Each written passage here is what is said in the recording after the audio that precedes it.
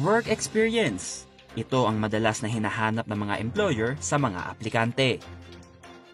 Hindi na rin siguro bago sa karamihan na ultimo fresh graduate ay kailangan may work experience upang mas tumaas ang tsansa na makuha sa trabaho.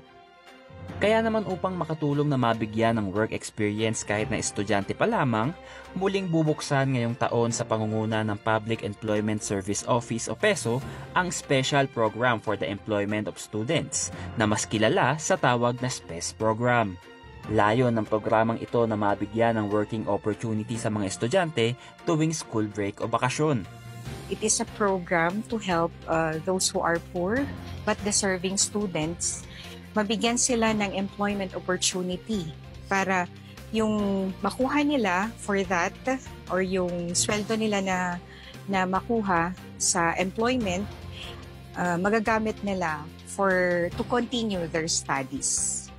Ilan sa mga requirements ng naturang programa ay ang PSA birth certificate, latest grades, barangay certificate of residency ng aplikante, true copy ng income tax return kung ang magulang ng aplikante ay may trabaho, at certificate of tax exemption naman kung ang magulang ay unemployed.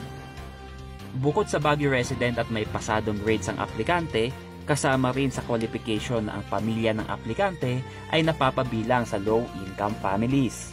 Dagdag pa ng PESO. And yung qualifications, of course, currently enrolled, dapat yung bata at may plano na mag-aral for after, immediately after yung SPES employment period. Para naman sa day of application ng SPES babies o ang mga estudyanteng minsan na naging SPES grantee, mula January 22 hanggang January 25 ang kanilang aplikasyon, habang February 5 to February 8 naman para sa mga bagong aplikante ng SPES program. Ayon pa sa PESO, ang SPES ay isang lehitimong working experience. Ibig sabihin, sasabak ang mga aplikante sa isang interview process. Before applying, of course, this is an employment, no? So, we are expecting sana yung mga applicants na pagpunta nila dito, pag-apply nila dito, they have to know yung program natin because we're going to interview them. Hinuhon din namin yung mga bata in preparation po ng employment din nila for future. Ang mga napiling grantees ay ide-deploy sa iba't ibang sangay ng gobyerno sa lungsod ng Baguio. Conan Gulapa para sa PIO, Baguio Balita.